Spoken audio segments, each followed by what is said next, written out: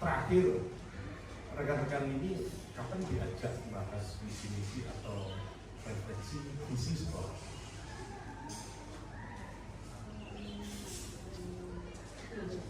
Tahun ajaran sebelumnya, ya. Kemudian ada yang berganti tidak di visi sekolah? Tidak ada. Misinya juga tidak ada.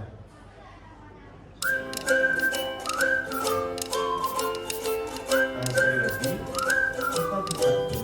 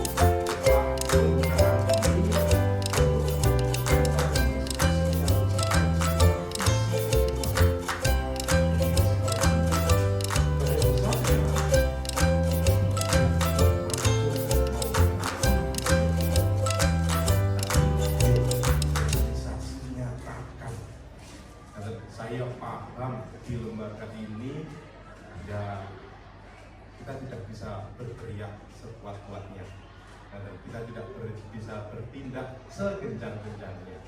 Kami paham minimal ada perubahan baik dari diri kita. Itu saja. Selanjutnya nanti ini forum terbuka, siapapun nanti boleh mengusulkan pendapat, masukan dan lain sebagainya. Kedua beliau yang di depan ini kita coba, kita nanti melihat hasil kerja kurang lebih 2 bulan ya, 2 bulan ini seperti apa sih hasilnya ikut guru penggerak yang katanya tugasnya banyak dan lain sebagainya. Ya, itu saja. Terima kasih sekali lagi ini forum terbuka, nyantai saja kita seumuran. Jadi nyantai saja. Kebetulan Pak Ali tadi juga sudah berpesan enjoy saja. Anggap ini rumah pertama, insya Allah bisa saya kontrakkan. Mohon maaf, terima kasih. Wassalamualaikum warahmatullahi wabarakatuh.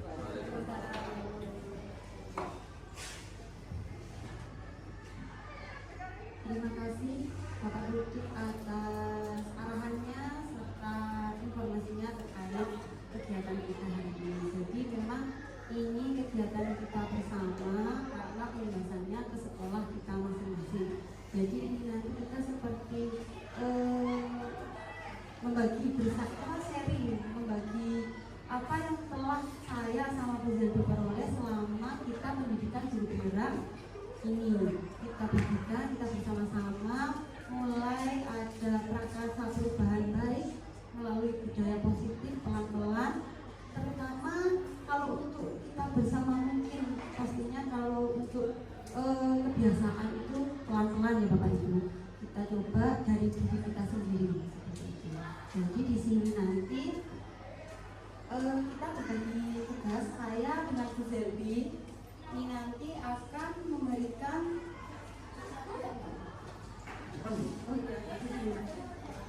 terkait visi misi prakarsa perubahan dan budaya positif. Jadi pertama sebelum kita ke visi misi dan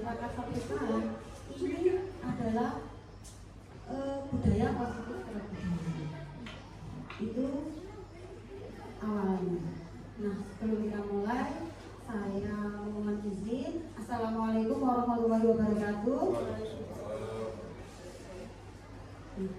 Bapak Ibu, sudah kenal saya semua ya? Nah, sebelum kita mulai, coba saya tanya semangatnya Bapak Ibu hari ini. Semangat pagi. Pagi. Luar biasa. Belum Mas. Semangat pagi. Pagi. Luar biasa. Terima kasih aplaus untuk semuanya. SMKI Jaya. SMKI Jaya. Nah, di sini jadi pertama kita membahas terkait budaya positif. Apa itu budaya positif, Bapak Ibu? Ada yang sekilas terkait budaya positif itu apa? Memberikan dampak positif.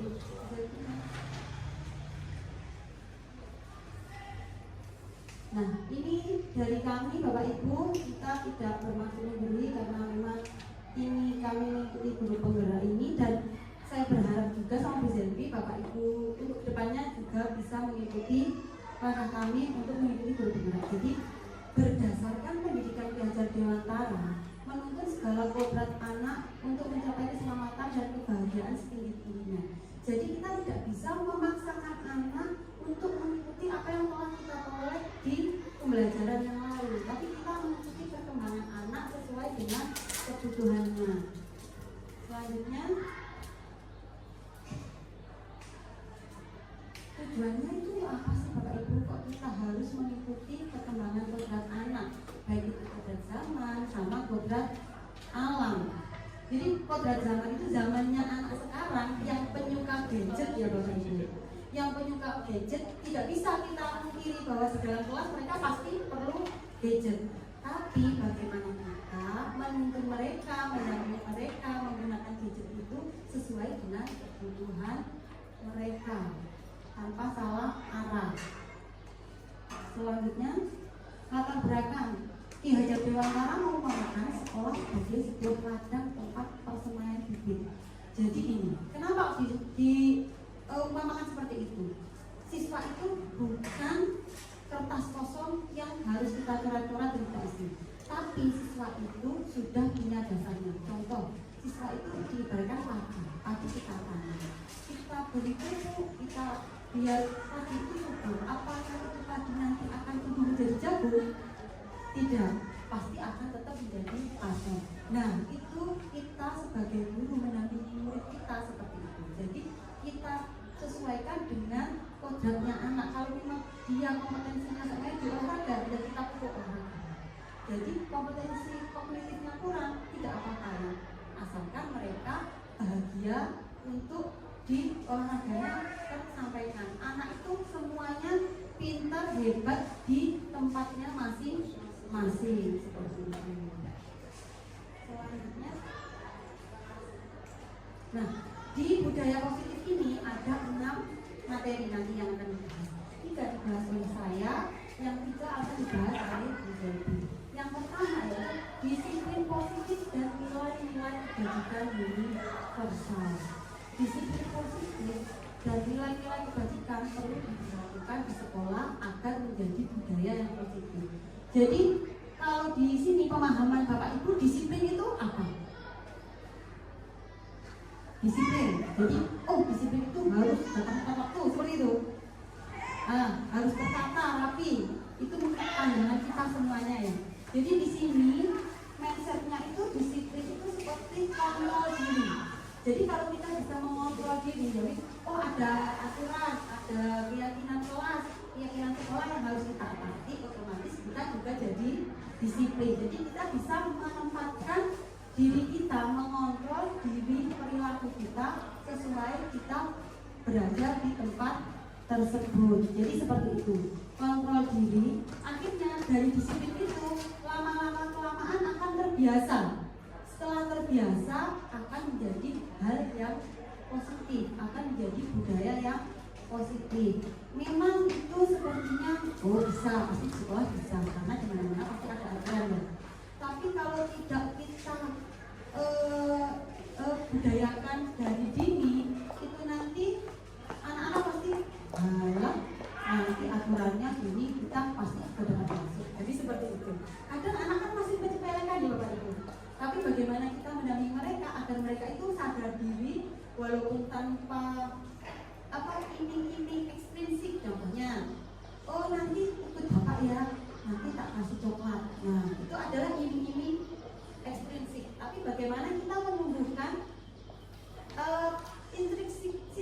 biar mereka sadar diri bahwa itu sangat berguna untuk mereka sendiri dan untuk tanggung jawab mereka, tidak hanya di sekolah tapi di kehidupan masyarakat.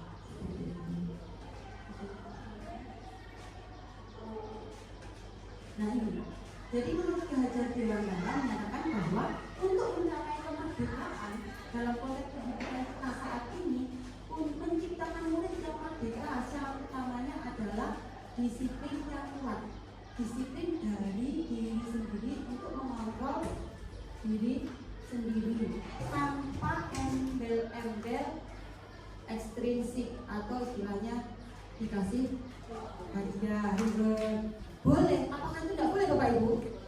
Boleh, tapi apakah boleh dilakukan secara terus-menerus?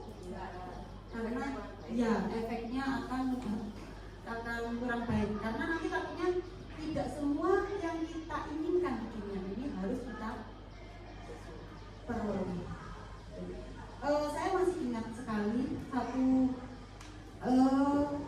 saya pernah melihat itu, apalagi anak sekarang itu kan anak yang kecil ya, karena memang masanya mereka. Saya masih ingat di sebuah pesawat ada ibu yang anaknya ikut naik. Anak itu bilang, "Bu, saya ingin duduk di dekat sini." Akhirnya ibu itu bilang ke orang yang mau duduk di dekat sini, "Pak, permisi, anak saya boleh duduk di sini, Bapak duduk yang di sebelahnya." Apa kata Bapak? Boleh apa tidak? Tidak. Kenapa?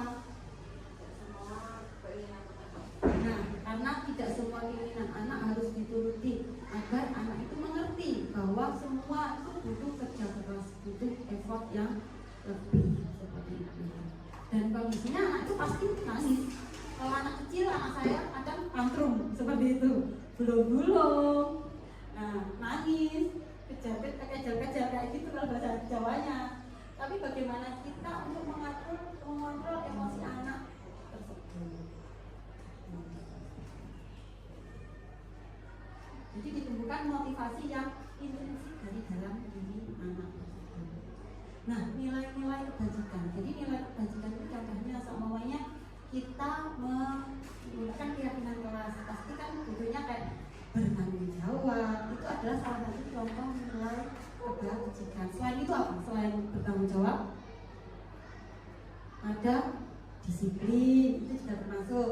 Selanjutnya tenggang rasa. Nah, biasanya di sekolah pasti ada peraturan, termasuk sekolah kita sendiri.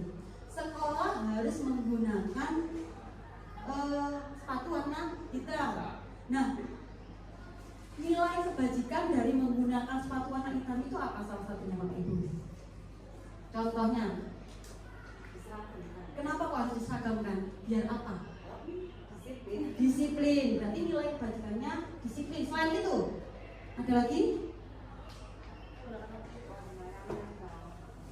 Nah itu kenapa kok warna yang merah? Jadi nilai kebajikan itu nanti di belakang juga ada. Jadi contohnya kalau kita menggunakan sepatu warna hitam, kenapa? Seperti kesetaraan, kesederhanaan. Jadi kita tidak melihat di sekolah itu apakah itu anak pejabat, apakah anak orang yang kurang. Nah itu kita tidak tahu. Jadi kita menganggap mereka di sekolah itu setara dan sama dalam posisi pendidikan untuk fisiknya ya. Tapi untuk yang lainnya berbeda tentunya, karena masing-masing anak itu perlakuan yang berbeda. Itu nilai kebajikannya. Nah ini nilai-nilai kebajikan yang bisa kita terapkan, yang bisa kita adopsi di sekolah kita. Jadi ada peduli, rajin, integritas, rasa hormat, dan yang lainnya. Bisa Bapak Ibu perhatikan di sana. Nah, di sini nanti saya akan mencoba kita belajar bersama-sama ya, kita sharing. Coba kita pastikan punya peserta didik, anak didik, wali siswa, wali kelas ya. Nah, di sini nanti saya sama Bu Zelvi akan memberikan kertas dan coba Bapak Ibu tolong ditulis 5 nilai yang Bapak Ibu harapkan dari murid kita selama ini. Itu adalah nilai-nilai kebajikan. 5 boleh, lebih boleh apa enggak boleh? Lebih boleh sekali. Ya,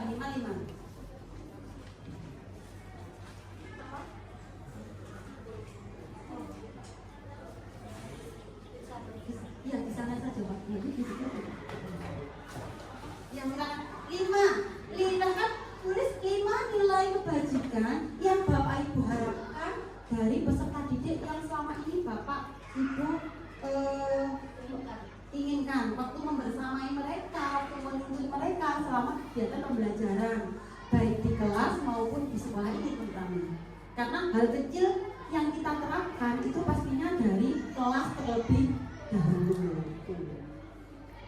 Silahkan diterapkan 5 minimal.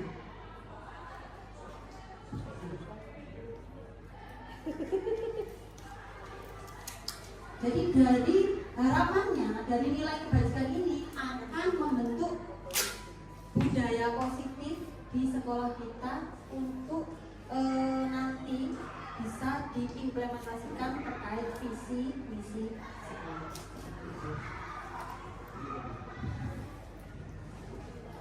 Ya.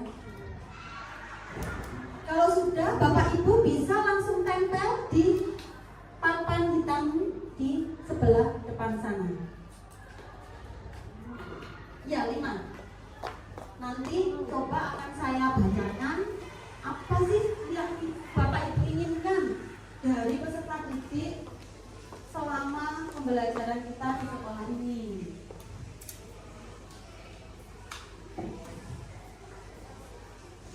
5, oke Pak, 5.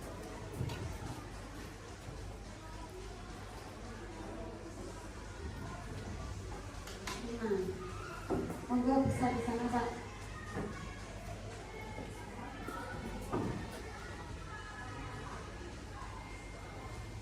Nah, saya tanya, bagaimana perasaan Bapak Ibu tadi setelah menuliskan apa yang Bapak inginkan dari nilai-nilai kebajikan? Ya, bayangannya anak-anak bisa sama lingkungan sekitar sekolah bisa menerapkan apa yang saya maksud. Ayo kita bersama-sama, mari kita membersamai anak-anak kita agar bisa memperoleh kebahagiaan setinggi-tingginya, baik untuk dirinya maupun untuk kita semua. Terima kasih Bu Devi. Nah, coba sekarang saya bacakan ya salah satunya. Nih, dari 5 nilai kebajikan yang Bapak Ibu inginkan. Ini saya tak mencari yang merah, jadi biar kelihatan. Jadi ini percaya diri. Itu. Yang selanjutnya ada bertanggung jawab, baik hati dan kebahagiaan. Tidak ada ya guru yang tidak ingin anak muridnya bahagia, pasti ingin bahagia. Kesantunan, berarti ini termasuk attitude ya. Kebersihan, semangat, tanggung jawab, percaya diri. Jadi sebenarnya dari sini ada rasa hormat, kejujuran, kreatif, semua hampir sama dari yang Bapak Ibu inginkan. Jadi semoga kita bersama bisa membimbing, mendampingi, membersamai peserta didik kita untuk memperoleh kebahagiaan setinggi-tingginya dengan menerapkan nilai-nilai kebajikan di setiap kegiatan sekolah agar menjadi budaya positif di lingkungan sekolah kita. Sekarang materi yang kedua adalah teori motivasi hukuman dan penghargaan restitusi. Jadi motivasi dalam diri murid pasti terdekat dengan reward dan punishment. Ya, bangga Bapak Ibu. Contoh, siswa terlambat itu diapakan Bapak Ibu? Dihukum. Nah, langsung ketemu dihukum. Itu sudah menjadi istilahnya kayak apa ya, kebiasaan ya Bapak Ibu. Saya akui, saya sendiri juga seperti itu kadang Bapak Ibu. Apakah itu baik? Apakah hukuman itu memberikan efek jerah? Tidak. Kadang kan ada anak yang dememeng ya Bapak Ibu, bahasa Jawanya dememeng. Mas, kita biasanya gitu ya? Ya apa tidak? Nah itu, yang mungkin kita perbaiki pelan-pelan. Tapi memang kalau hal yang baru itu pasti memang berbeda dari kebiasaan kita ya. Pastinya memang tidak mudah, tapi kita pelan-pelan supaya murid itu bisa menyadari kesalahan dirinya sendiri, punya rasa tanggung jawab dari motivasi intrinsik mereka. Nah, caranya bagaimana? Pelan-pelan kita pelajari nanti bersama caranya bagaimana biar kita nanti bisa memahami sebenarnya apa sih yang murid kita inginkan dan apa yang kita inginkan itu apakah satu tujuan? Nah, seperti itu nanti. Jadi deklarasi motivasi, hukuman, dan reward sama punishment. Apakah itu tidak boleh dilakukan? Memberikan reward punishment tidak boleh dilakukan? Boleh ya? Boleh. Yang penting tidak secara berlebihan. Sebenarnya kita Bapak Ibu itu hebat loh ini.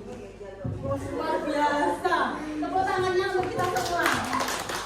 Sudah emang hebat, sudah paham asli sebenarnya, sudah paham dasarnya. Cuma ekspektasi itu tidak seperti kenyataan ya Bapak Ibu. Tidak sesuai dengan realita. Tapi kita pelan-pelan ya Bapak Ibu. Saya sendiri juga kadang seperti itu. Jadi kita istilahnya introspeksi diri. Jadi teori motivasi. Motivasi dalam diri murid masih terikat dengan reward dan punishment. Namun beberapa murid pun sudah memiliki kesadaran diri. Contohnya yang paling sering ujian Bapak Ibu. Disuruh ujian, coba anak-anak mengerjakan sendiri. Tapi mereka tidak percaya diri. Pasti tanya, pasti ada aja usahanya. Entah kita itu menggunakan aturan apapun, kesepakatan apapun, pasti anak-anak itu pintar-pintar semua. Iya. Tapi kadang itu saya juga ikut gimana ya, sedih Bapak Ibu. Ada anak yang benar-benar dia ingin belajar mandiri, tapi terkalahkan dengan teman-teman yang seperti itu, yang berusaha dengan contekan bersama temannya. Nah itu kita mulai bagaimana menimbulkan rasa tanggung jawab dan rasa percaya diri kita ke murid kita. Nah itu effortnya itu yang sangat tinggi itu. Nah setiap pembelajaran disiplin positif, jadi itu nanti akan menimbulkan efek yang kurang baik untuk siswa kalau secara berlebihan. Jadi dia akhirnya sebagainya, saya nggak mau saya nggak dapat apa-apa. Imbalan ya Bapak Ibu. Selanjutnya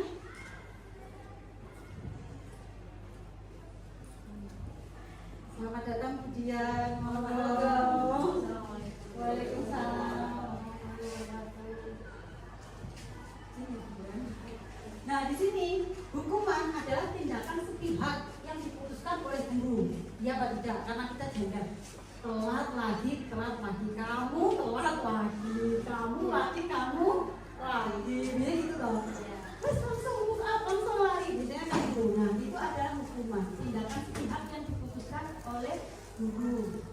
Nah supaya kita mengurangi hukuman tersebut, nah kita tanamkan pada diri peserta didik untuk melaksanakan namanya konsekuensi. Ya kalau kita namanya mungkin nama lain dari hukuman ya Bapak Ibu. Tapi perbedaan hukuman dan konsekuensi itu beda sekali. Kalau hukuman itu hanya dampaknya di dampak luar, tidak dampak dalam. Dampak dalam apakah ada perubahan ke siswa?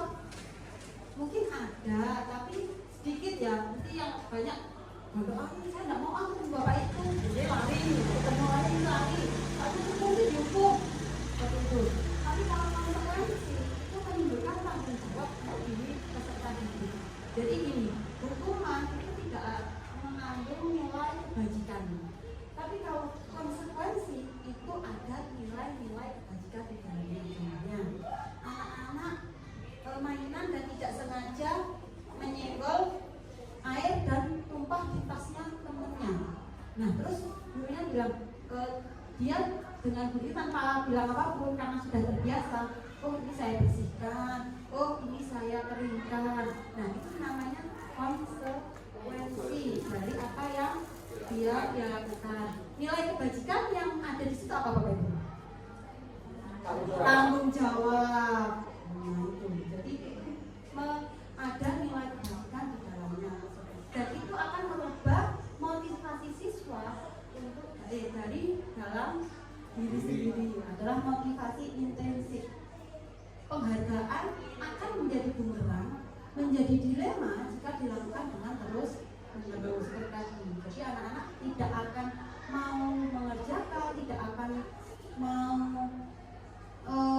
melakukan apa yang Bapak Ibu lakukan jika tidak dapat hadiah. Sama seperti kita dapat embel-embel surga dan neraka ya Bapak Ibu. Tapi bagaimana dalam kita supaya ya kita melakukan ya dalam bentuk kebaikan dari diri kita sendiri untuk apa yang kita lakukan untuk diri kita sendiri, seperti tanpa embel-embel ibadah, tanpa embel-embel surga dan neraka.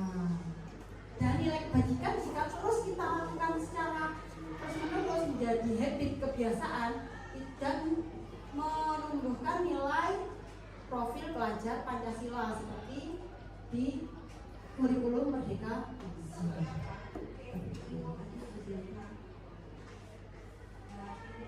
Nah, di sini saya akan mencoba menelaah beberapa kasus dengan Bapak Ibu, apakah dari 10 kasus itu masuk konsekuensi atau masuk hukuman. Jadi nanti Bapak Ibu silakan menjawab 10-10-nya itu 1 sampai 10, nomor 1 masuk konsekuensi atau hukuman, dan bisa ditempel lagi di papan hitam di depan.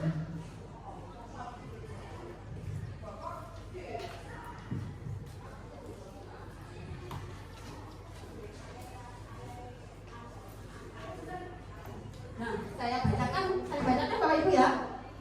Pertama, menghafal surat-surat pendek karena terlambat sekolah. Silakan. Itu termasuk hukuman atau konsekuensi. Selanjutnya, Erlangga lari mengelilingi lapangan bola voli 2 kali karena terlambat hadir 10 menit pada jam olahraga. Itu masuk apa ya? Konsekuensi atau hukuman ya? Selanjutnya, Theo harus mengganti kertas Devi karena telah mencoret-coret buku Devi tanpa izin. Masuk apa? Silahkan dituangkan di jawaban Bapak Ibu. Yang keempat, Aditya diminta untuk push up 25 kali karena telah menggunakan pangkat jurusan di sekolah, karena tidak menggunakan pangkat jurusan di sekolah.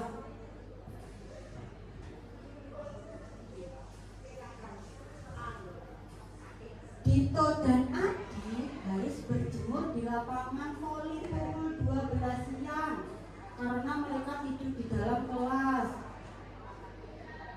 Ada yang pernah seperti ini Bapak Ibu? Ada? Biasaan ya. Soalnya anak SMK terutama TI itu sangat luar biasa sekali, butuh effort yang tinggi. Nomor 6, Lorena terlambat hadir di pembelajaran 15 menit dan diminta untuk tinggal 15 menit sesudah kelas usai untuk membahas ketertinggalan pembelajaran. Kenapa ya itu? Hukuman atau konsekuensi?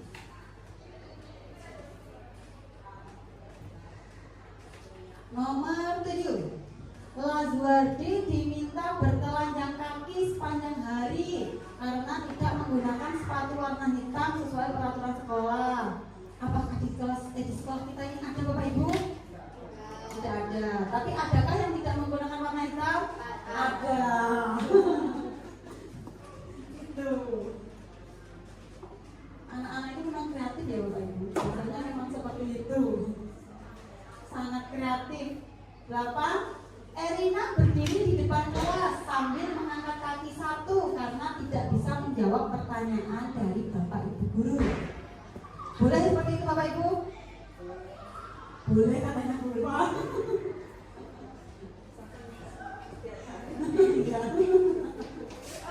Nah, nanti kita bahas bersama-sama. 9, Mila harus membersihkan tumpahan air di meja tulis karena tersenggol pada saat belajar. Oh Pak Mas Tommy ternyata ingin menulis, terus minta lagi gitu ya Pak Mas. Oh iya. Nomor 10, Isabel kehilangan 10 menit jam istirahat untuk mengerjakan tugas karena terlambat datang dan tertinggal pelajarannya selama 10 menit. Nah, kalau sudah kita ditempel, nanti kita bahas secara bersama-sama. Betul Pak Tony, semangat Pak, semangat bergerak kita menuju perubahan. Pokok jangan jadi Sailor Moon ya. Apa saya jadi Sailor Moon? Jangan dibayangkan Bapak Ibu, tidak boleh ya. Rambutnya. Nah, coba kita bahas bersama-sama. Ini nanti tidak senilai kok Bapak Ibu. Jadi tidak sama hadiah. Jadi ini nanti kita bahas. Nomor pertama kira-kira itu apa Bapak Ibu? Hukuman. Terus ada lagi? Hukuman. Ada jawaban yang lain? Konsekuensi, siapa yang jawab konsekuensi? Jadi nomor 1 itu sebenarnya bisa hukuman, bisa konsekuensi. Satu tandanya kenapa? Kalau di bidang hukuman itu mengandung hal yang positif, jadi ada hukuman positif. Cuma apakah itu sudah menjadi kesepakatan kita bersama seperti itu? Karena ada nilai kebajikan yang di dalamnya, dia akhirnya menghafal surat-surat pendek tersebut. Yang kedua itu apa Bapak Ibu?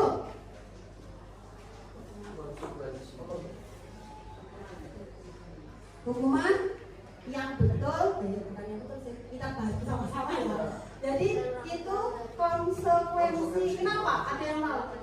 Nah, karena di jam olahraga. Kecuali kalau ada guru sama yang lain berbahasa Inggris, mari kamu keluar gitu. Nah, itu baru hukuman.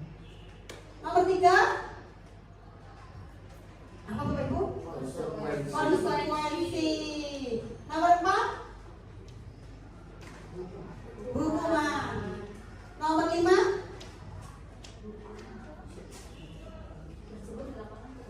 hukuman. Hukuman ya. Nomor 6 konsekuensi. 7 hukuman. 8 hukuman. 9 konsekuensi. 10 aplaus untuk Bapak Ibu semua. Bapak Ibu ternyata Bapak Ibu guru hebat.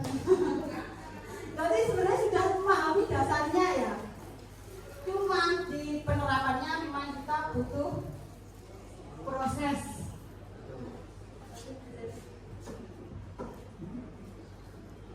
Yang ketiga yakni tentang keyakinan kelas. Nah, ini nanti ada hubungannya terkait dengan keyakinan kelas atau keyakinan sekolah.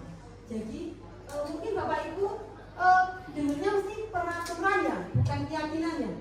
Peraturan kelas, peraturan sekolah, seperti itu. Jadi ini beda.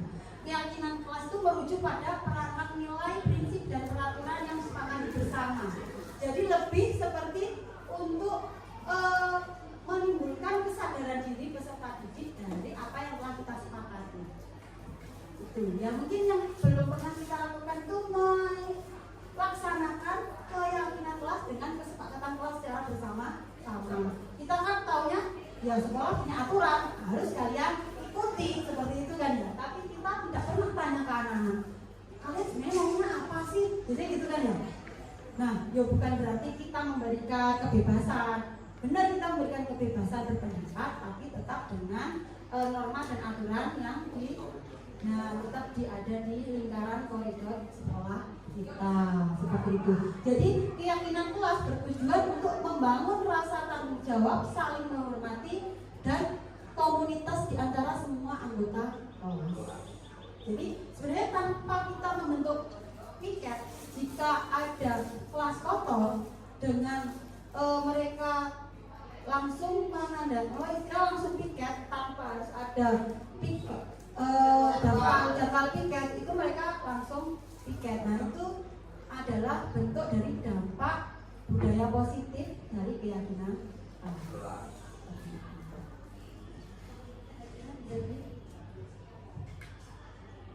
Nah, ini keyakinan kelas terbentuk sebagai hasil kesepakatan mufakat bersama dari semua murid dengan bimbingan dan tuntutan gurunya pastinya. Bukan istilahnya bahasa Jawanya sakarpe dewe. Jadi secara bersama-sama bimbingan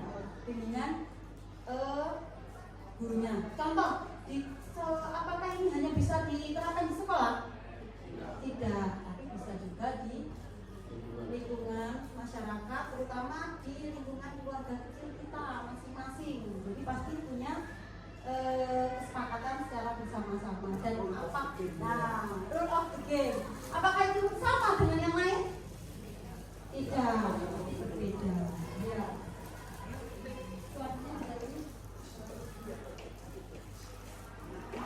Nah, ini contoh keyakinan kelas yang sudah disepakati kelas ilmu TJKD bersama guru. Tidak terlihat Bapak Ibu? Terlihat. Apa Tommy kok sepertinya tidak terlihat?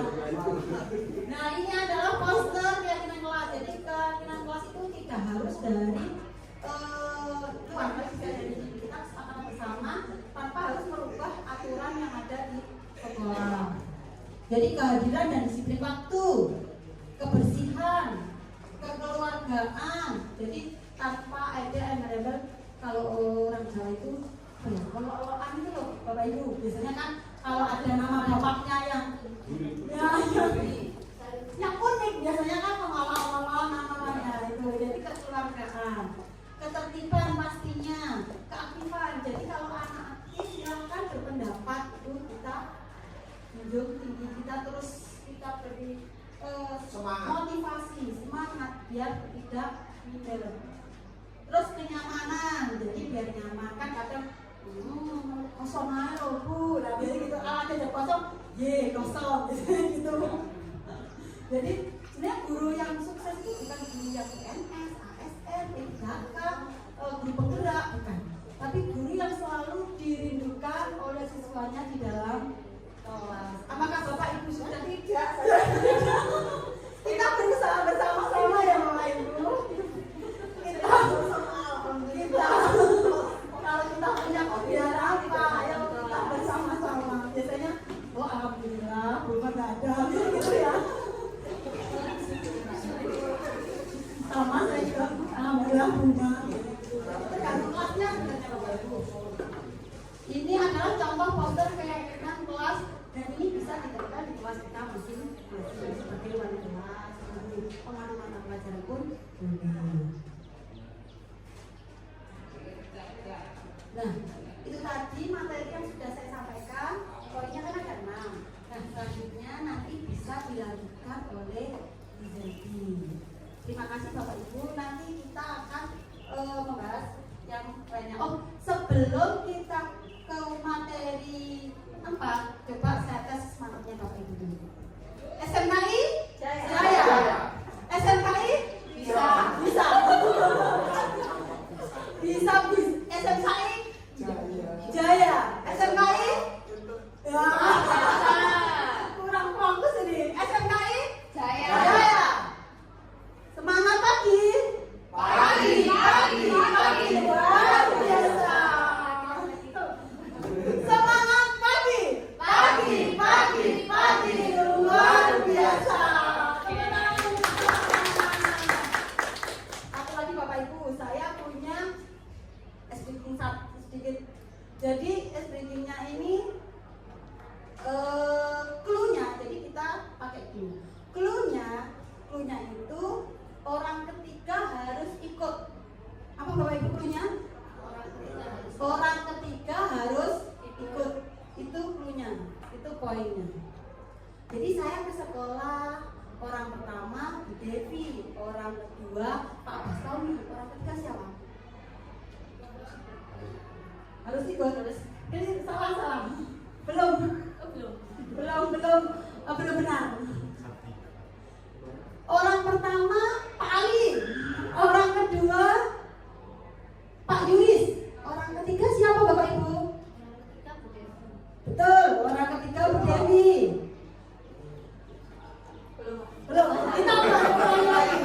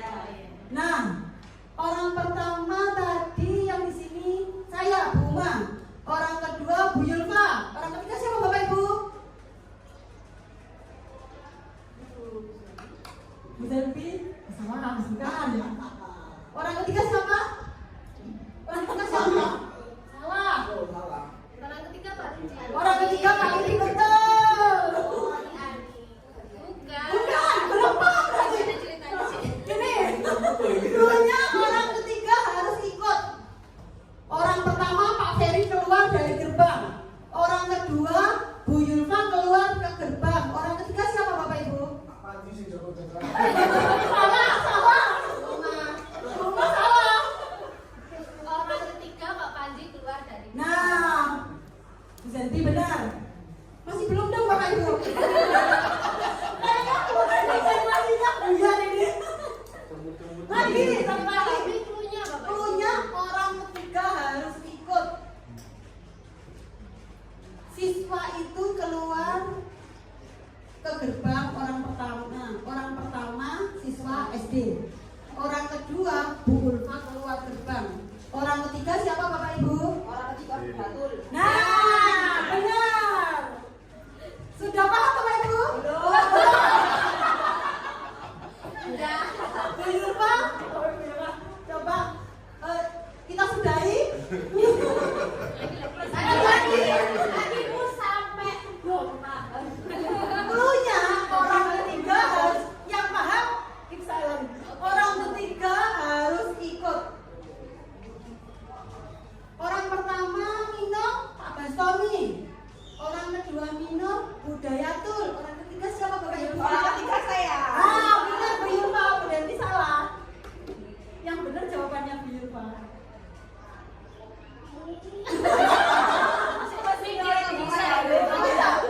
Ya, saya jawab Bu Yulfa, salah. Salah. Ya salah dong, orang ketiganya nggak ikut. Nah, itu orang ketiganya nggak ikut. Harus ikut.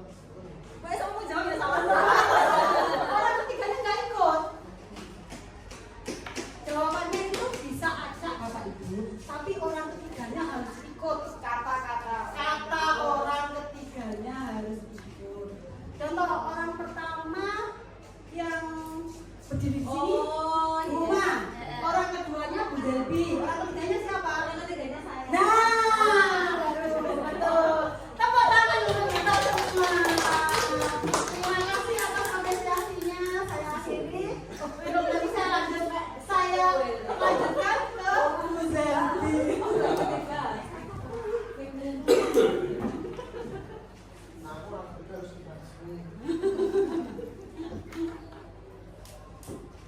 Terima kasih waktunya semua. Assalamualaikum warahmatullahi wabarakatuh. Waalaikumsalam warahmatullahi wabarakatuh.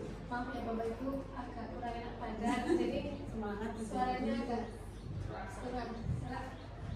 Yang selanjutnya, kebutuhan dasar manusia dan dunia berkualitas. Di era modern saat ini, guru harus dapat beradaptasi dengan siswa yang sudah terpengaruh dengan pesatnya kemajuan teknologi yang ada.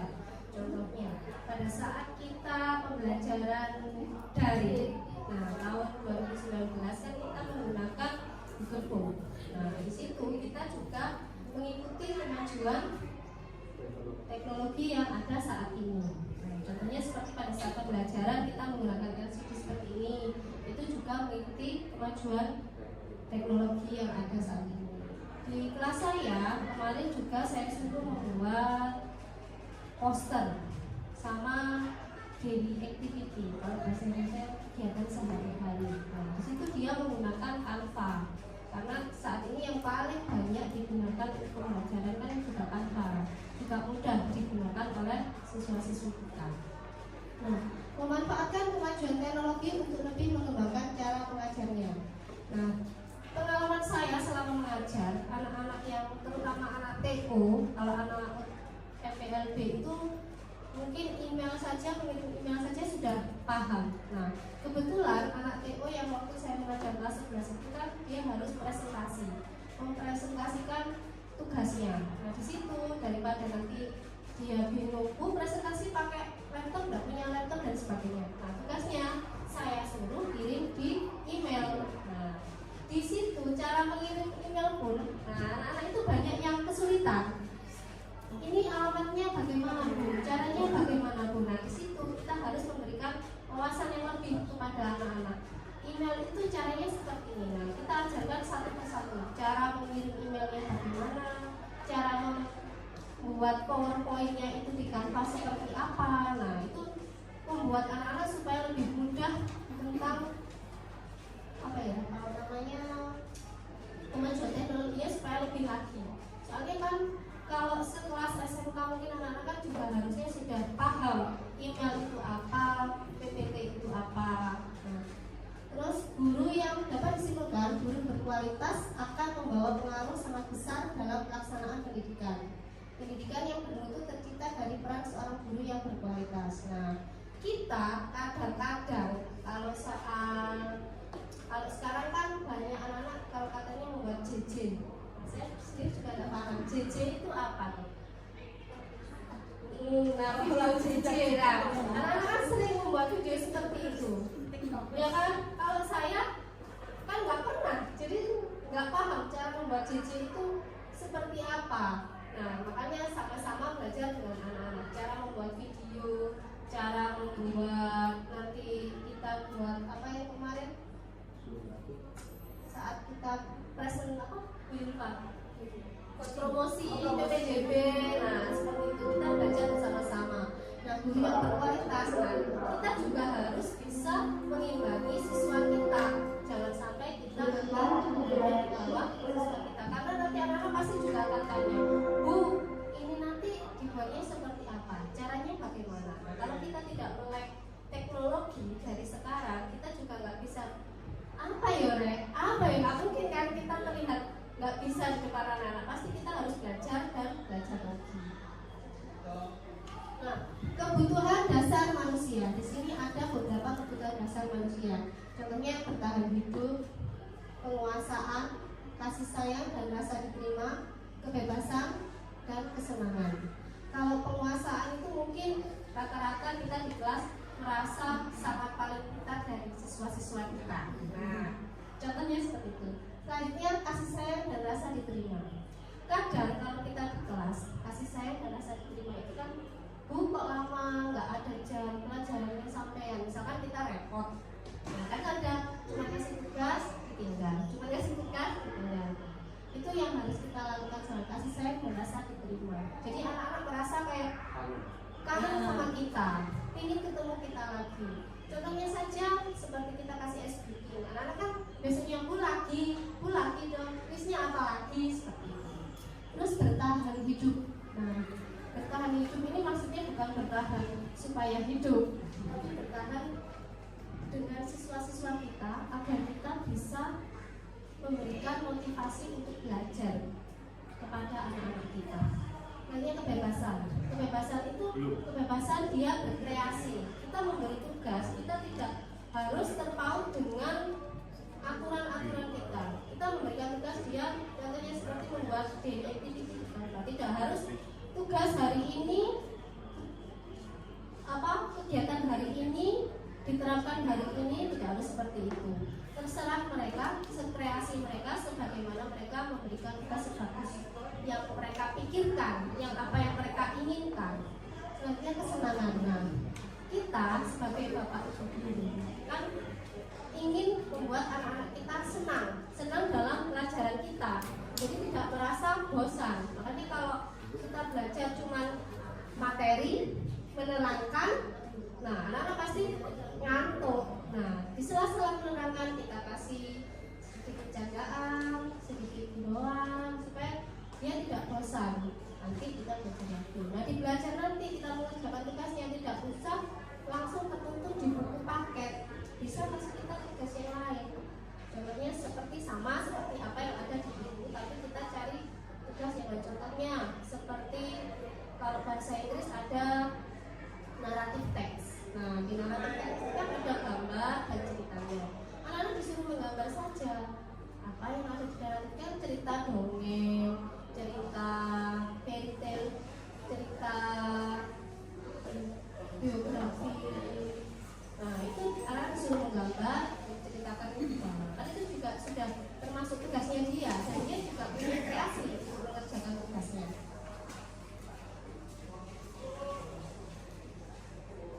Selanjutnya, kebutuhan dasar manusia. Motivasi dalam diri murid masih terkait dengan reward dan punishment. Namun beberapa murid sudah memiliki kesadaran diri bahwa disiplin positif sangat berperan penting dalam proses atau kegiatan pembelajaran. Apa itu? Kemarin itu saya juga pernah, karena bahasa Inggris ya, anak-anak itu susah kalau disuruh maju ke depan ngomong, paling susah. Akhirnya siapa yang berani maju ke depan, saya kasih hadiah. Kan biasanya seperti itu. Tapi enggak, kalau saya kemarin, siapa yang berani maju satu orang saja, saya tanpa menunjuk, ini tugasnya dibaca sebisa kalian.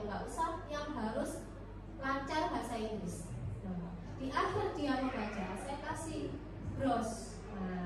Nah yang lain pasti, Bu saya mau,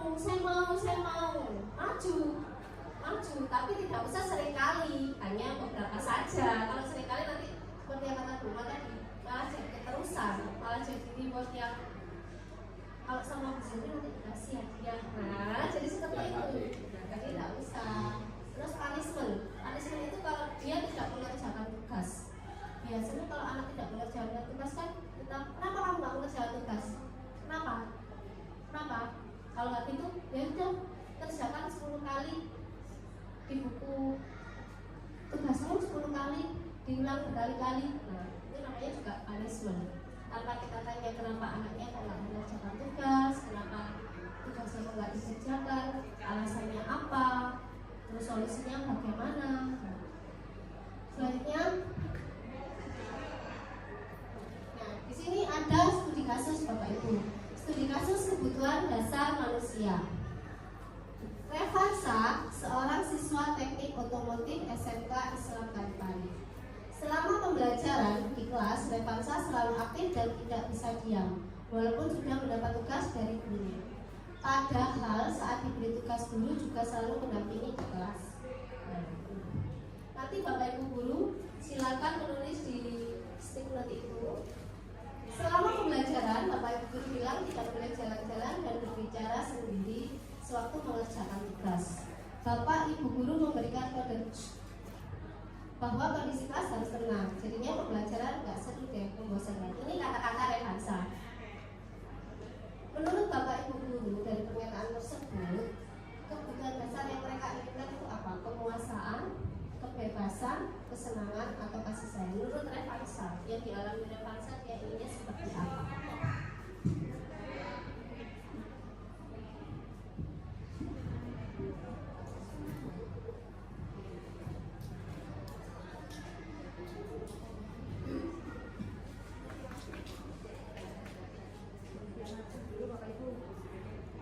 Ini dianalisis, dicermati, dicerna,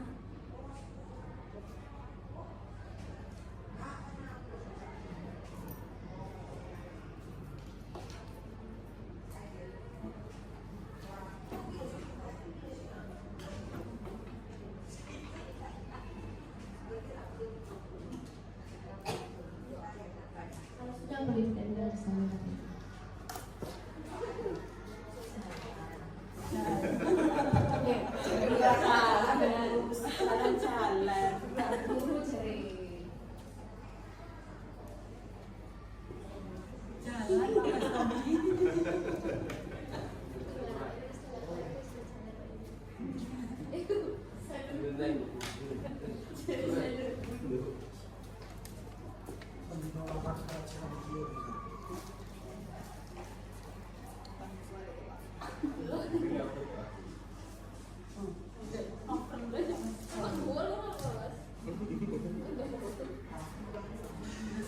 Baik, saya lihat ya.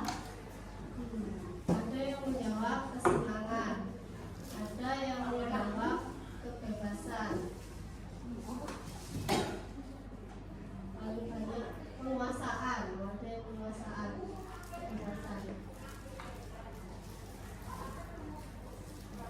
Di sini kalau menurut saya ya Bapak Ibu, kan kita baca bersama. Kalau menurut saya, dia itu suka kesenangan. Karena dia anaknya aktif, dia senang dengan kegiatan yang effortnya lebih. Jadi kalau hanya untuk duduk diam, dia tidak suka.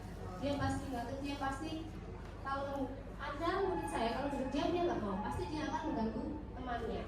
Nah seperti itu. Kelima, posisi kontrol. Segitiga restitusi adalah suatu proses dialog yang dijalankan oleh guru atau orang tua agar dapat menghasilkan murid atau anak yang mandiri dan bertanggung jawab. Restitusi bukan untuk menebus kesalahan, melainkan sebuah tawaran dan bukan paksaan. Restitusi membantu murid menjadi lebih memiliki tujuan, disiplin positif, dan memulihkan dirinya setelah berbuat kesalahan. Nah, ini contohnya pada saat dia tidak mengerjakan tugas.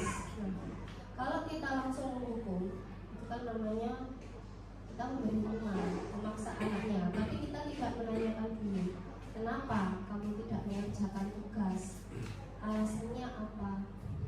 Nah, jadi kita cari solusi bersama. Kenapa kamu, misalkan saya tidak mengerjakan tugas karena saya kemarin ketiduran, karena saya bermain HP terus. Nah, biasanya kan anak suka main HP, main game terus. Terus solusinya kita cari bersama. Kamu pulang sekolah jam berapa? Nah, di situ kita tanya kegiatannya apa saja. Maka dia memang kalau saya kegiatan yang anak kita membantu orang tuanya mencari rumput atau dia tugas yang lain di rumah. Nah, setelah itu kita cari solusinya. Bisa tidak sebelum kamu jam 5 atau sebelum kamu ada kegiatan lain itu kerjakan tugasnya. Berasa kalau kamu sudah merasa tidak capek, tapi kalau kamu mau dengan HP, boleh kamu lakukan setelah mengerjakan tugas. Nah, di sini ada posisi kontrol. Yang pertama, memberi hukuman. Yang kedua, membuat rasa bersalah. Yang ketiga, ada teman. Yang keempat, ada pemantau dan manajer. 5 posisi kontrol adalah menghukum, membuat rasa bersalah, teman, dan pemantau dan manajer. Memberi hukuman ya seperti tadi, dia tidak mengerjakan tugas langsung. Ya sudah, push up 5 kali karena tugasnya tidak dikerjakan. Membuat rasa bersalah, kita langsung mengejar dia. Kamu nggak mengerjakan tugas itu karena kamu main HP terus, ya nggak pelanggaran tugas. Nah seperti itu kan kalau kita biasanya mengukur lainnya teman. Nah teman itu kan sosok teman. Nah biasanya kan dia punya ini cerita, maka dia tidak mengerjakan tugas. Sini dek, sini kak, atau sini le. Kenapa? Tugasnya kenapa nggak dikerjakan? Selanjutnya pemantau dia nggak mengerjakan tugas tapi bicara apa mengerjakan tugas cuma dibatik nggak selesai tugasnya. Selanjutnya manajer. Nah manajer ini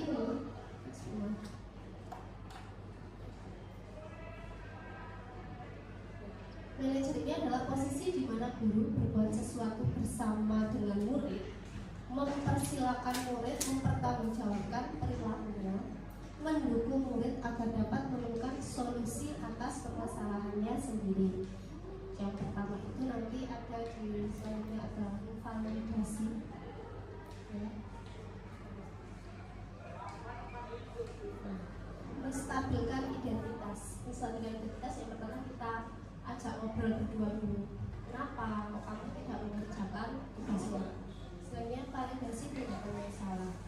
Misalkan dia mainan HP terus, HP kamu itu dikerjakan, kamu bermain game itu berapa lama? Selanjutnya menanyakan keyakinan. Menanyakan keyakinan itu setelah kita mendapatkan solusi. Pertama kita mencari solusinya bersama-sama dengan siswanya. HP itu digunakan pada saat jam tidak ada pembelajaran. Kadang kan ada anak-anak yang kosong menggunakan HP pada saat pelajaran karena gurunya tidak ada. Dia HP-an, kita tegur, dia marah. Gak ada bukunya lebu, boleh lebu. Ada juga ada anak yang belajar saja sambil di sebelah itu HP-nya di sini. Kalau dimarahi, nggak terima, marah-marah. Walah. Kalau stabilkan identitas, setiap orang pasti pernah melakukan kesalahan kan? Kamu bukan satu-satunya yang melakukan kesalahan. Setiap orang pasti melakukan kesalahan. Kesalahan kamu di sini apa? Coba dibuktikan. Misalkan seperti itu. Yang selanjutnya validasi tindakan yang salah. Kamu tentu punya alasan kenapa melakukan hal tersebut. Alasannya kenapa? Kamu kok bermain HP terus?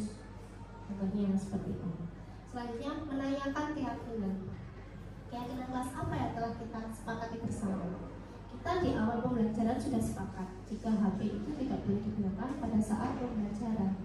Itu salah apa tidak? Nah, kita menanyakan ke siswanya seperti itu. Gak usah pakai marah-marah. Ngerti Pak? Jualan HP itu salah? Curhat ke pengalaman.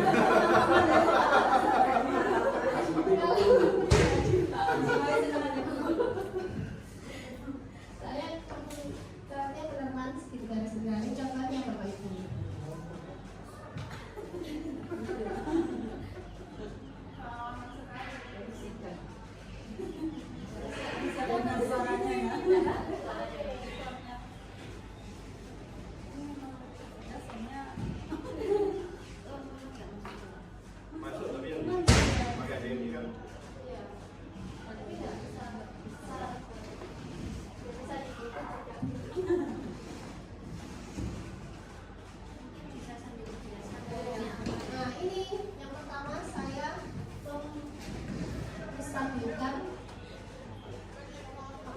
jati diri, identitas siswa. Stabilkan identitas siswa, ditanya dulu kenapa kok sampai marah-marah. Ini ceritanya dia sedang marah-marah karena tugasnya dicontek oleh temannya. Karena dia tidak terima, jadi dia marah-marah ke temannya sambil menggebrak meja. Nah, yang pertama saya tanya, saya dapat laporan dari wali kelas, katanya kamu hari ini marah-marah sampai menggebrak meja seperti itu. Kemudian dia karena tugasnya dicontek terus, dia marah. Nah, selanjutnya nomor 2,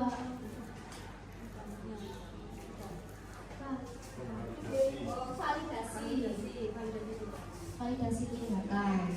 Kita tanya, tindakan kamu sampai marah-marah menggebrak meja itu salah apa tidak? Ya bilang salah Bu. Saya juga menyesal Bu marah-marah sama teman saya. Tapi saya juga kesal karena tugasnya dicontek oleh temannya. Keyakinan kelas apa yang sudah dilanggar? Iya. Yang kelas saling menghormati. Nah, di sini kalau kita tidak menghormati, saling menghormati dan saling menghargai. Lalu kita cari solusinya bersama. Cari bersama di situ.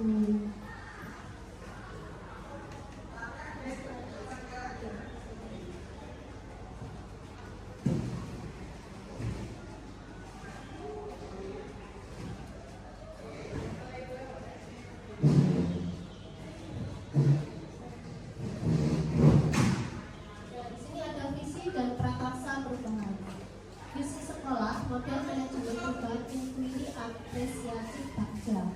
Inquiry apresiasi bagja ini seperti sekolah kita ini unggulnya di mana sih Bapak Ibu?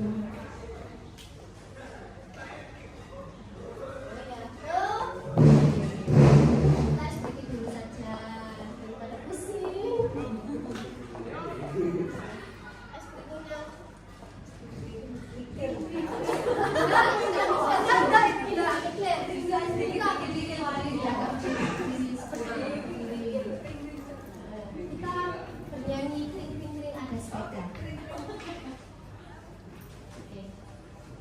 Nah, dicontoh lihat semua ya, saya sama gerakannya itu ada 7. 1, 2, 3, 4, 5,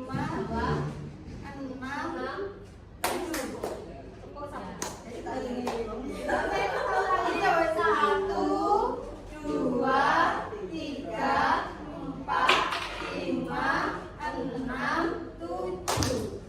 Jadi sambil kita bernyanyi ya. 1, 2, 3. Kring kring kring ada sepeda, sepedaku roda 2. Punya dapat dari ayah karena rajin bekerja. Lagi lama saya aja dari biru. Ayo lagi bisa nih.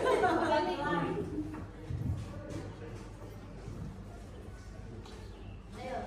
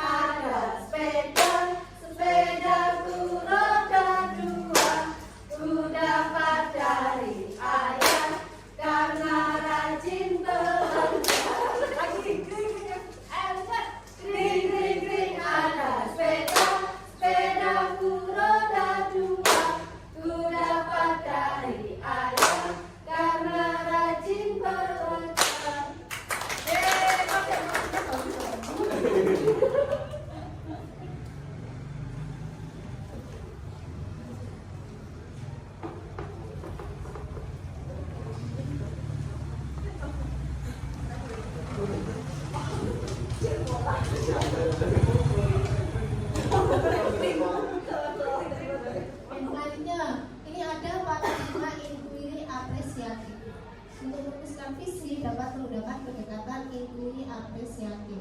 Pendekatan ini mengidentifikasi hal yang baik yang telah ada di sekolah dan mencari cara bagaimana hal tersebut dapat dipertahankan dan memunculkan strategi untuk mewujudkan perubahan ke arah yang lebih baik serta bertujuan untuk menciptakan lingkungan pembelajaran yang memotivasi, menginspirasi, dan memberdayakan siswa untuk menjadi pembelajar seumur hidup yang berpikir kritis, kreatif, dan memiliki empati terhadap dunia di sekitar mereka. Contohnya seperti pada saat kita inquiry apresiatif dulu Bapak Ibu, kita kan apa sih yang berbeda di sekolah kita? Apa yang membuat nanti sekolah kita ini unggul dari sekolah yang lain itu apa? Makanya kita cari bersama-sama.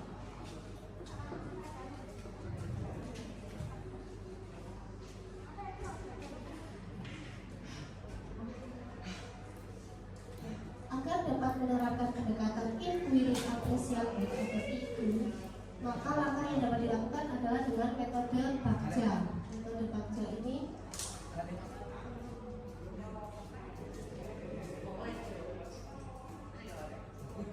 metode Bagja. Tahapan Bagja dalam inquiry apresiatif Bagja itu singkatan begitu. Yang pertama ada B, buat pertanyaan utama. Nah, visi pertanyaan kalian untuk menentukan arah penelusuran. Sekolah kita ini mau dibawa kemana, mau bagaimana. Nah, ambil pelajaran, memandu bagaimana pengalaman positif dari individu, kelompok atau komunitas lain yang akan dijadikan pembelajaran. Kita minta saran dari berbagai bapak ibu guru, kita minta pengalaman dari berbagai bapak ibu guru. Selanjutnya ada gali mimpi bersama, berupa narasi keadaan ideal jika prakarsa perubahan telah terwujud. Nah, ini kita mempersiapkan pikiran kita. Visinya kita ini sekolah kita mau diapakan, mau dijadikan apa, mau seperti apa. Nah, jabarkan rencana, mengidentifikasi tindakan-tindakan yang akan dilakukan. Tindakan apa saja nanti yang akan kita lakukan supaya sekolah kita ini menjadi unggul yang seperti kita inginkan. Selanjutnya, rumusan visi sekolah. Nah, ini visi sekolah kita Bapak Ibu. Tapi juga kita gunakan mewujudkan siswa yang beriman, bertakwa, dan berakhlakul karimah, terampil, profesional, mandiri, berprestasi, dan mampu bersaing dengan nasional maupun global. Ini visi sekolah kita.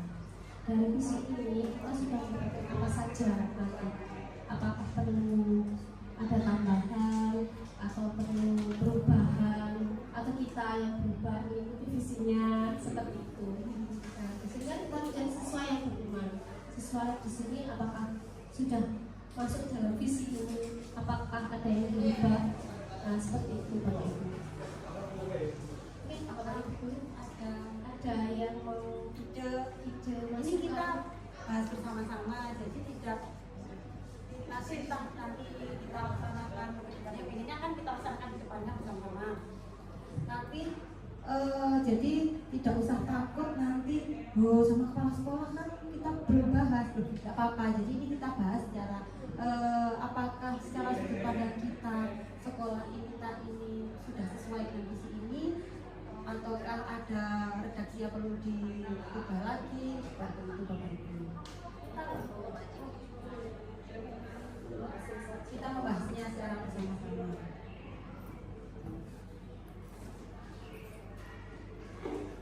Jadi ini adalah mewujudkan siswa yang beriman, bertakwa, dan berakhlakul karimah, terampil, profesional, mandiri, berprestasi, dan mampu bersaing di tingkat nasional maupun global. Jadi ini adalah visi sekolah yang saya ambil pada waktu kemarin ada penugasan sama Bu Zelbi. Kenapa saya sama Bu Zelbi masih tetap menggunakan visi sekolah ini? Karena saya dan Bu Zelbi memiliki pandangan bahwa ini sudah mencakup apa yang ada di sekolah kita untuk istilahnya meningkatkan kompetensi dan kemampuan siswa kita. Dan dari visi ini sudah termaktub tentang pendidikan, tentang karakter profil pelajar Pancasila yang sesuai dengan kurikulum Merdeka mengajar seperti itu. Nah, menurut Bapak Ibu bagaimana? Boleh memberikan pendapat, ide ataupun yang lainnya, monggo boleh. Sebelum ke yang selanjutnya. Lo setuju? Bagaimana bapak-bapak? Ibu Devi setuju? Jempolnya satu naik.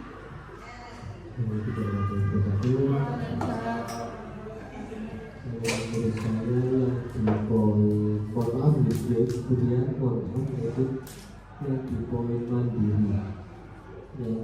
mandiri, itu pada saat ujian itu kan masih banyak siswa yang belum percaya diri kan sudah termasuk mandiri ini yang saya bicarakan utarakan ini tentang kemampuan siswa dalam mengerjakan tugas itu. Kalau yang mandiri itu menurut saya masih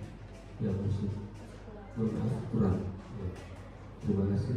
Waalaikumsalam warahmatullahi wabarakatuh. Terima kasih Pak Yuris. Untuk Bapak untuk Ibu yang lain, Pak Gaston. Idem Pak ya. Idem Pak. Idem. Umur Pak, berdatur tidak ada. Oh iya. Terima kasih Pak Yuris sama Bu Devi dan Bapak Ibu yang lainnya. Jadi kenapa saya kasih kaki mandiri?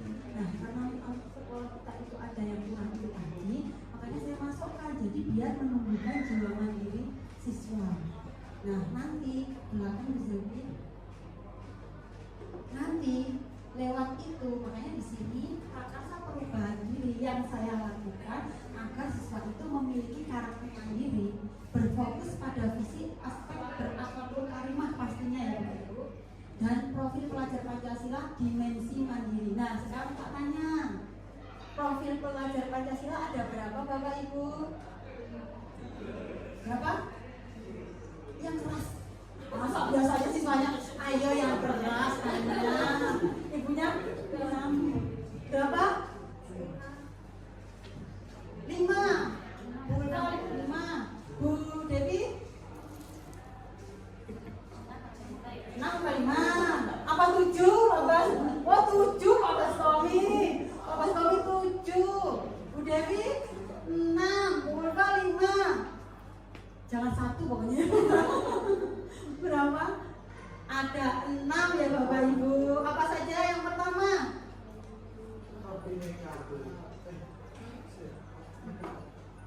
Beriman dan bertakwa pada Tuhan Yang Maha Esa dan berakhlakul karimah, berkebinekaan global, gotong royong, mandiri, kreatif, bernalar, kritis. Ada 6.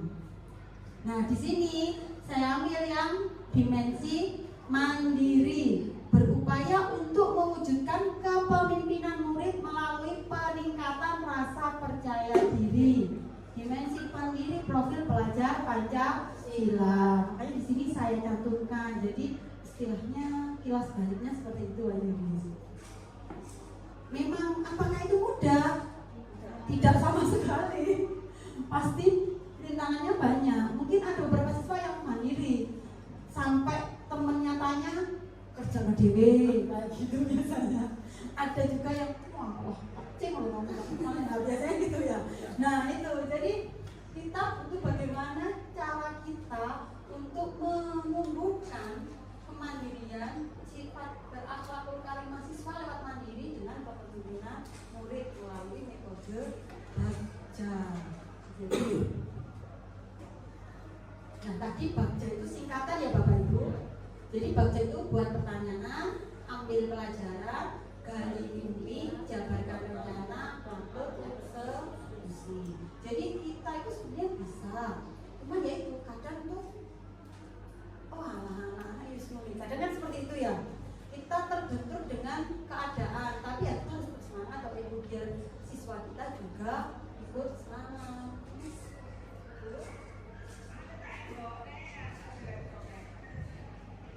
Nah, yang pertama buat pertanyaan ini terkait tadi ya, untuk menumbuhkan jiwa kemandirian murid melalui rasa percaya diri dan kepemimpinan murid. Contohnya sebenarnya Bapak Ibu pernah diskusi ya bersama teman-teman, bersama peserta didik. Nah, biasanya kan diskusi itu anak-anak presentasi. Kadang kan kamu aja ya kan gitu. Nah dengan kita terus menerus anak-anak mengajak diskusi, terus presentasi, mengemukakan pendapat, itu pasti kan secara terus-menerus anak-anak akan menumbuhkan rasa percaya diri. Tapi kita di sini kita jabarkan secara dari awal sampai akhir, jadi biar kita tahu mana waktu evaluasi, waktu refleksi kita tahu dan bisa memperbaiki kedepannya. Apa yang harus saya lakukan untuk membuat siswa lebih percaya diri di depan teman-temannya? Kadang kan anak itu ada di pikirannya pengen ngomong, tapi nggak bisa menyampaikan. Kok anak-anak kadang kita aja ngomong masih belum, saya itu kalau ngomong kadang masih belum. Apa ya tadi mau tanya apa ya, kok lupa. Kadang kan seperti itu ya. Tapi butuh dilatih. Jadi tidak ada anak yang tidak bisa. Semua anak itu bisa kalau terus dilatih sesuai kemampuannya pastinya. Jangan anak yang nggak bisa matematika dia nggak bisa matematika, padahal dia sukanya olahraga, olahraganya berprestasi, tapi matematikanya kurang.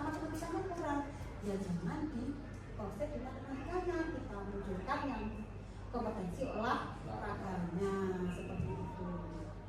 Melakukan observasi dengan kuesioner.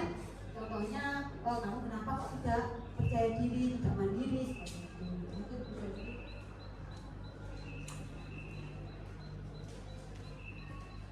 Ambil pelajaran, kan bagja ya, tadi B sudah, sekarang A. Siapakah di sekolah yang telah berhasil meningkatkan rasa percaya diri? Kita observasi ke siswa tersebut. Melakukan kolaborasi dengan orang yang pernah berhasil menerapkan suatu metode dalam meningkatkan rasa percaya diri siswa. Contohnya, kadang siswa itu, saya maunya sama Bu ini. Nah, Bu ini itu metodenya apa? Bu Devi itu metodenya apa? Kok anak-anak itu bisa suka, bisa mandiri?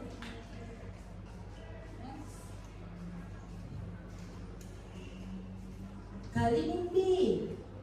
Apa kebiasaan baru yang saya bayangkan terjadi jika rasa percaya diri siswa meningkat? Bagaimana perasaan saya ketika melihat sikap percaya diri sudah meningkat pada siswa? Apakah kita tidak bangga jika ada siswa yang percaya diri atau yang suka dengan pelajaran kita dan dia bisa berani mengemukakan pendapatnya? Walaupun kadang itu ya tanya, Bu, saya sama ini dijauhi gitu. Tapi kan dia mulai berani mengungkapkan pendapatnya. Yang tindakannya,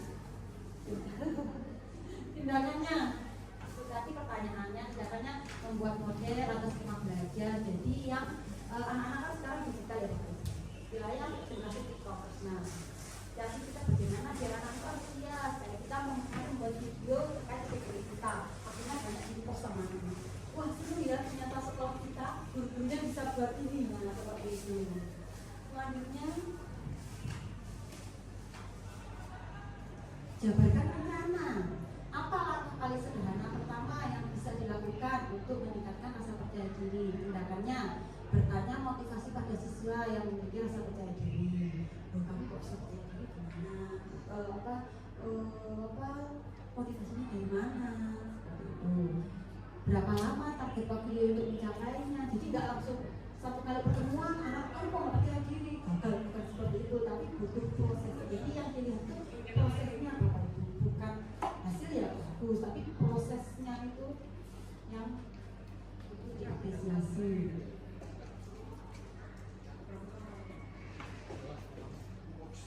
Atur eksekusi. Jadi siapa saja akan kita libatkan. Apakah kita sendiri bisa? Kita pasti melibatkan rekan guru, rekan sejawat seperti ini, kita share bersama. Mungkin gagal di saya, tapi sukses di Pak Bastomi. Nah, tanya, Pak Bastomi, gimana sih kemarin kiat-kiatnya kok bisa sukses? Nah, mungkin juga gagal di Pak Bastomi, tapi di Pak Yuri sama Bu Devi sukses lagi. Jadi kita saling sharing dan kita lakukan evaluasi untuk berbenah ke depannya. Kita refleksi juga.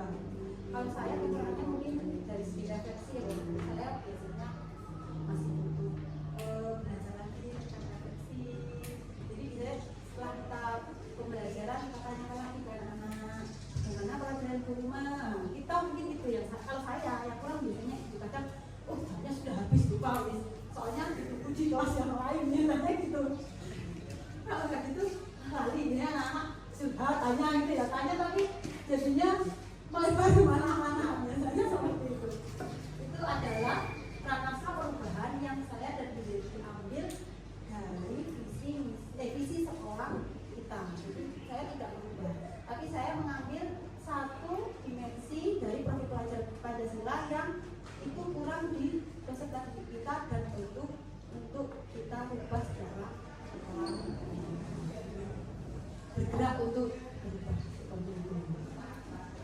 Semoga seri ini dapat membawa perubahan ke arah yang lebih baik dengan berpihak pada murid. Itu belajar berpihak pada murid bukan berarti kita mengikuti semua keinginan murid, tapi kita tetap menuntun menyayangi mereka sesuai dengan kebutuhan dan program mereka.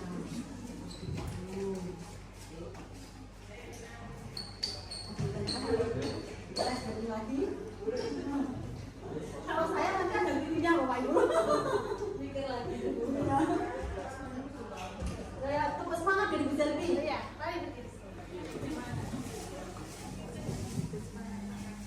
biar semangat, semangat menuju perubahan. Terus semangat ini. Tepuk semangat. Ding ding ding. Oh, kan duduk. Dan dan dan. Ding ding ding dan dan dan dung dung dung. Se. Aha aha. Aha aha. Nyam. Aha aha. Semangat. Gitu ya. Loh, harus semangat. Biasanya anak itu kalau semangat lagi Bu. Gitu. Kita coba ya. Tepuk semangat. Ding ding ding. Dan dan dan. Dung dung dung. Ding ding ding dan dan dan. Dung dung dung. Se. Aha aha. Ma. Aha aha. Nyam. Aha aha. Semangat.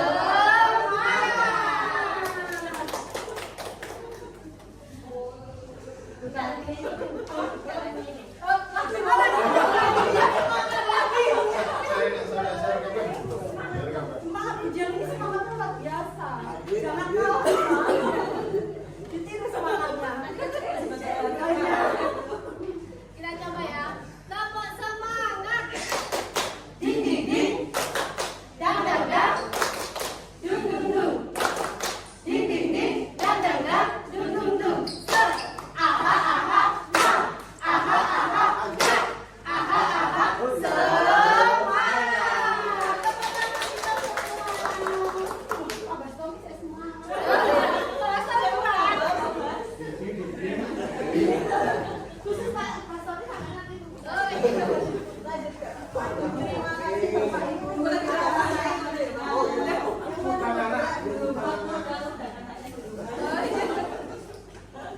Terima kasih atas apresiasinya. Semangat atas waktunya menyempatkan diri pada berikutnya. Semoga apa yang saya sampaikan dari teman-teman semuanya bisa bermanfaat untuk kita semuanya. Mohon maaf jika ada kekurangan, kesalahan, kata yang saya sampaikan selama kita pembahasan tadi. Saya masih ada banyak kekurangannya dan saya sendiri, tapi kita saya bisa bersama sama. Jadi ada teman sudah ada Maila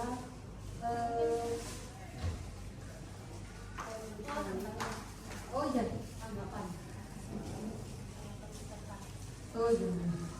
tanggapan jadi ini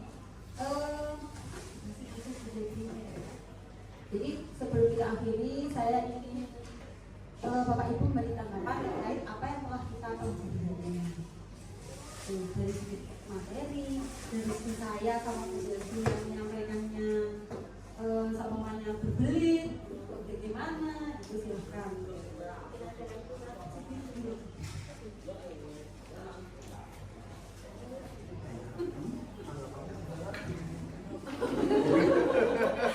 Bisa dikatakan Pak. Ada waktu jam terakhir di Temo, kalau nggak mau kan di Temo. Kan jam terakhir di SD. Ayo. Semangat.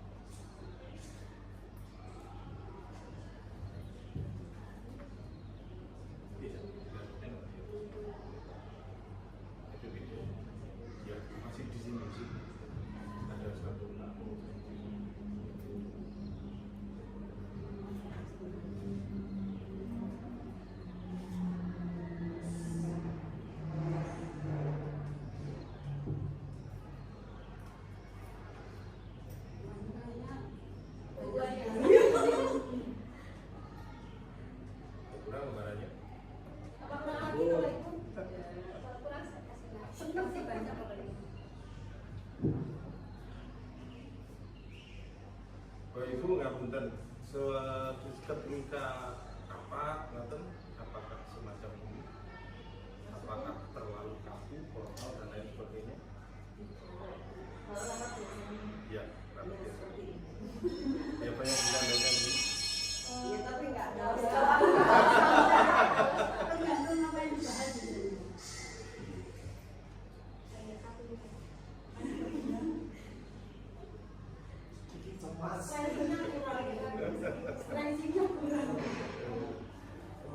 Nanti kalau rapat SPK alias bikin. Sudah siap Bu Iya, sebenarnya. kami siap nanti jadi peragam pas. Instruktur. Oh, Nah Pak Bos bisa menyampaikan.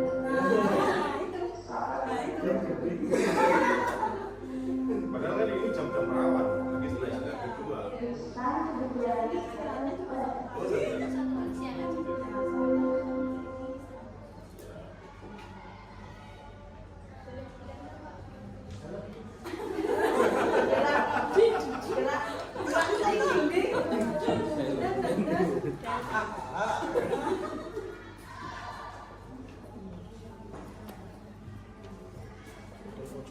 Tidak masalah, tidak masalah.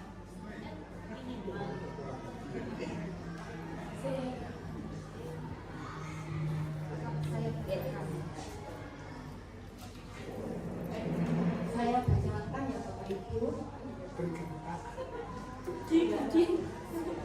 Saya lebih paham terkait pembelajaran yang lebih menarik untuk peserta didik. Penjelasannya sudah jelas dan menarik. Terima kasih Bapak Ibu.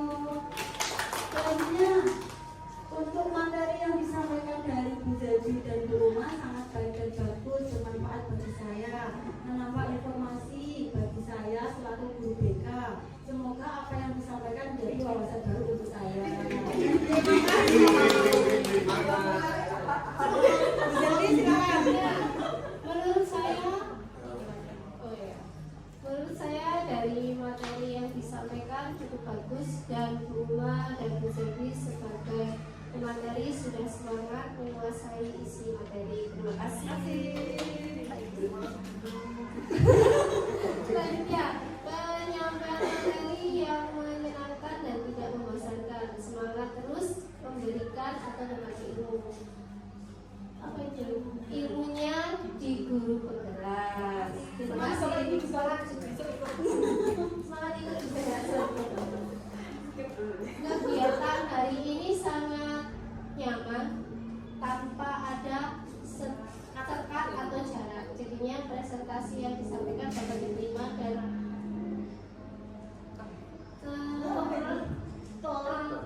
ditelaah dengan baik. Terima kasih, Bapak. Terima kasih atas apresiasinya. Baik Bapak Ibu, terima kasih atas waktunya dan kerjasamanya sudah membantu kami.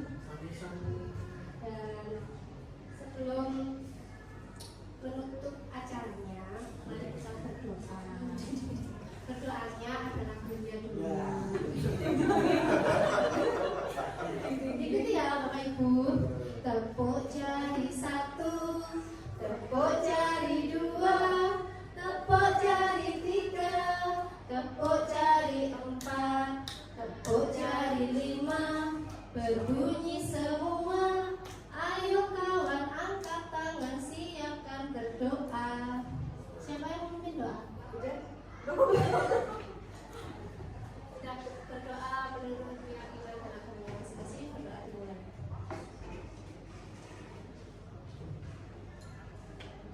Terima kasih. Assalamualaikum warahmatullahi wabarakatuh. Waalaikumsalam warahmatullahi wabarakatuh.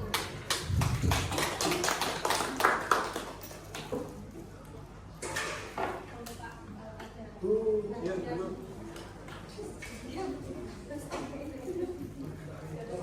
Baik, terima kasih Bapak Ibu. Assalamualaikum warahmatullahi wabarakatuh. Oh, nggak semangat ya? Lembok semangat. Ding ding ding, dang dang dang, dung dung dung, ding ding ding, dang dang dang, dung dung dung, set, aha aha, nah, aha aha, nah, aha aha, set.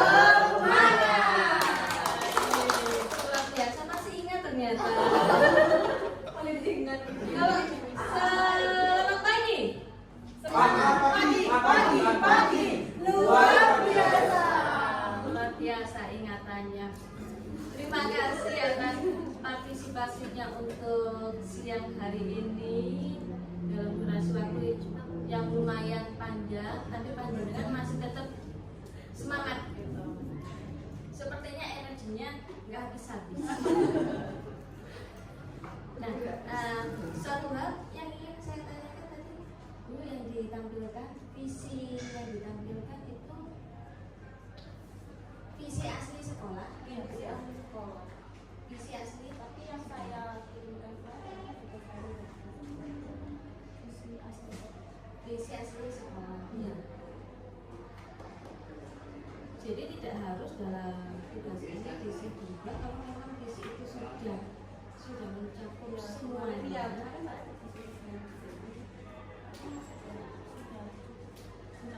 Saya kira tadi yang ditanyakan oleh Pak Mas, iya Pak Diri, saya kira tambahan gitu, mengingatkan ya. Karena semua pada mandi, padahal siswa kita belum mandi. Oh gitu maksudnya. Jadi visi kan target sekolah nantinya. Jadi dengan visi ini insya Allah dengan beberapa budaya positif yang sudah disampaikan teman-teman, nantinya untuk visi itu akan terus seperti ini. Yang semoga dengan kegiatan hari ini tidak hanya mempererat hubungan di antara kita, menambah wawasan, juga akan menjadi perubahan yang baik. Sekolah ini menjadi jauh lebih baik lagi. Begitu saja. Saya hanya ingin menyampaikan terima kasih. Wassalamualaikum warahmatullahi wabarakatuh. Terima kasih. Saya menitip pesan kepada 5 posisi kontrol tadi sebagai utamanya adalah sebagai teman, dimana adik-adik kita itu cara bergaulnya ya seperti itu. Jadi meskipun oke teman, tapi kita ada batasan. Banyak sekali yang menjadi salah paham akibat merasa sama teman, akhirnya anak-anak yang melunjak dan lain sebagainya. Nah itu yang perlu digarisbawahi 5 posisi kontrol tadi menjadikan mereka sebagai teman. Itu saja, luar biasa. Saya membayangkan alangkah bahagianya di jam-jam rawan seperti ini anak-anak bermain kemudian menerima materi itu dengan senang. Padahal pasti di pojok-pojok itu banyak yang sudah mendengkur dan lain sebagainya. Itu saja. Terima kasih Bapak Ibu waktunya. Wassalamualaikum warahmatullahi wabarakatuh.